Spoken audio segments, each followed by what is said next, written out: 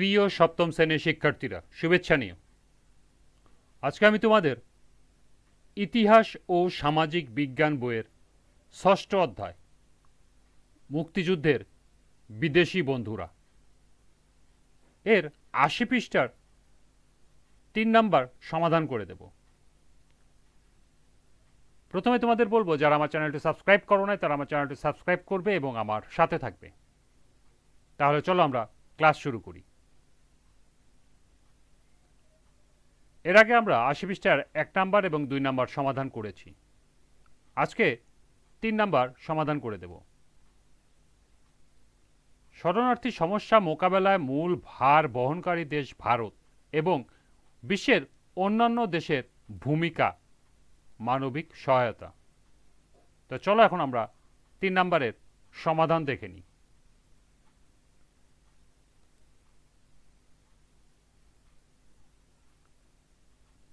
তিন নম্বরের সমাধান: মুক্তিযুদ্ধকালীন ভারত সরকার বাংলাদেশের বিভিন্ন সীমান্তে শরণার্থী আশ্রয়কেন্দ্র নির্মাণ করে দেয়। মুক্তিযুদ্ধকালীন ভারত প্রায় ১ কোটি শরণার্থীকে আশ্রয় দিয়েছে, খাবার দিয়েছে এবং চিকিৎসার ব্যবস্থা করেছে। এপ্রিল মাসেই শরণার্থীদের ক্রমবর্ধমান স্রোত ভারতের নিরাপত্তা ব্যবস্থাকে এমন এক বাস্তবতার মুখে হাজির করেছিল যে সম্পর্কে শৈথিল্যের কাছে অবকাশ ছিল না। এখানে একটা চার্ট দেওয়া হয়েছে, লক্ষ্য করো। মুক্তিযুদ্ধের সময় বিভিন্ন আশ্রয় কেন্দ্রের সংখ্যা এবং শরণার্থীর সংখ্যা।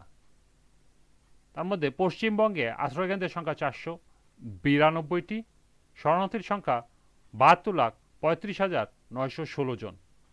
ত্রিপুরায় আশ্রয়কেন্দ্রের সংখ্যা ২৭৬টি, শরণার্থীর সংখ্যা ১৩,৮১,৬৪৯ জন। মেঘালয়ে আশ্রয়কেন্দ্রের সংখ্যা ১৭টি, শরণার্থীর সংখ্যা ৬,৬৭,৯৮৬ জন। আসামে আশ্রয়কেন্দ্রের সংখ্যা ২৮টি, শরণার্থীর সংখ্যা ৩,৪৭,৫৫৫ জন। বিহারে আশ্রয়কেন্দ্রের সংখ্যা ৮টি, শরণার্থীর সংখ্যা ৩৬,৭৩২ জন। মধ্যপ্রদেশে আশ্রয়কেন্দ্রের সংখ্যা ৩টি, শরণার্থীর সংখ্যা ২,১৯,২৯৮ জন। উত্তরপ্রদেশে আশ্রয়কেন্দ্রের সংখ্যা ১টি, শরণার্থীর সংখ্যা ১০,১৬৯ জন। সর্বমোট আশ্রয়কেন্দ্রের সংখ্যা ৮২৫টি, শরণার্থীর সংখ্যা ৯৮,৯৯,৩০৫ জন। ১. ভারতে শরণার্থীর সংখ্যা। বাংলাদেশের মুক্তিযুদ্ধ চলাকালে ভারতের ৭টি ভিন্ন ভিন্ন প্রদেশে ৮২৫টি শরণার্থী আশ্রয়কেন্দ্র ছিল। পশ্চিমবঙ্গ, ত্রিপুরা, আসাম, মেঘালয় ও মধ্যপ্রদেশে প্রধান প্রধান আশ্রয়কেন্দ্র গড়ে উঠেছিল। পশ্চিমবঙ্গে সবচেয়ে বেশি ৪৯২টি শরণার্থী আশ্রয়কেন্দ্র ছিল এবং ৭২ লাখের বেশি শরণার্থী আশ্রয় নিয়েছিল। নিউ ইয়র্ক টাইমসের এক প্রতিবেদনে বলা হয়, পশ্চিমবঙ্গে প্রায় ৭৫ লাখ শরণার্থী আশ্রয় নিয়েছে। শরণার্থীদের চাপ সামলানোর জন্য পশ্চিমবঙ্গের সরকার কিছু শরণার্থী ভারতের অন্য জায়গায় স্থানান্তর করার জন্য কেন্দ্রীয় সরকারের প্রতি আহ্বান জানিয়েছে। পশ্চিমবঙ্গে পর বেশি সংখ্যক আশ্রয়কেন্দ্র ছিল ত্রিপুরায় ২৭৬টি। ত্রিপুরায় প্রায় ১৪ লাখ শরণার্থী আশ্রয় নিয়েছিল।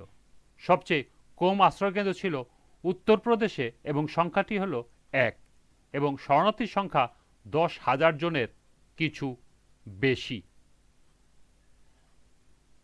২. শরণার্থীর তীব্রতা।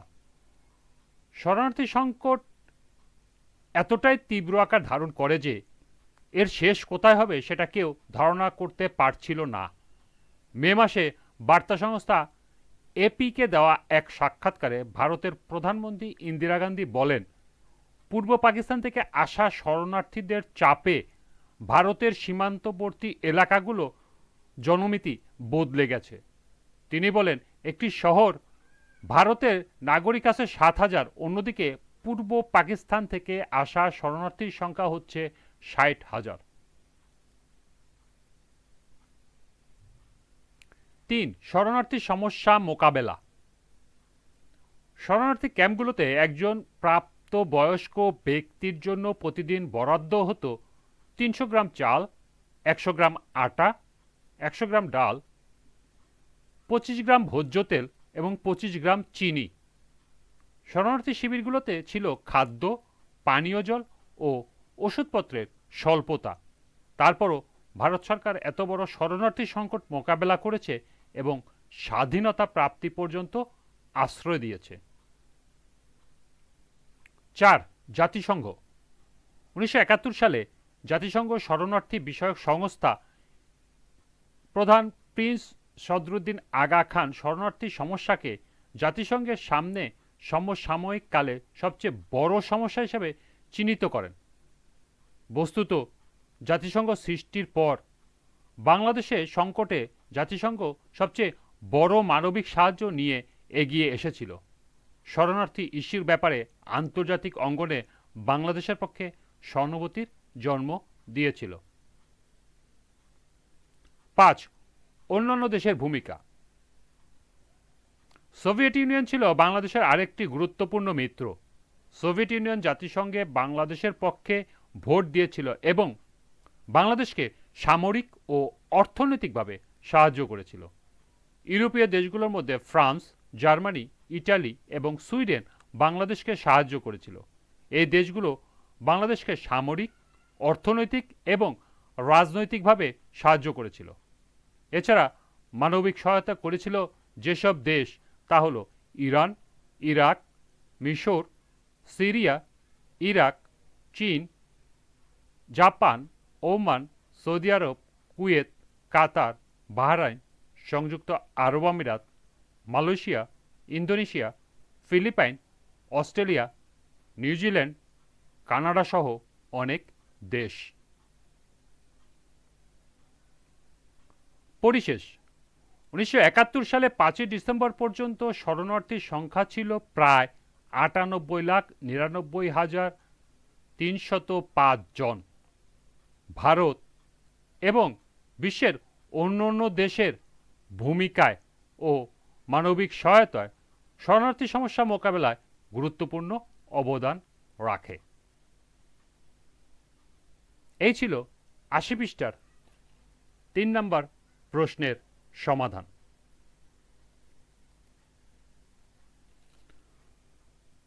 আজকের ক্লাসটি এ পর্যন্তই। পরবর্তী ক্লাসে 4 নম্বরে সমস্যার সমাধান করে দেব।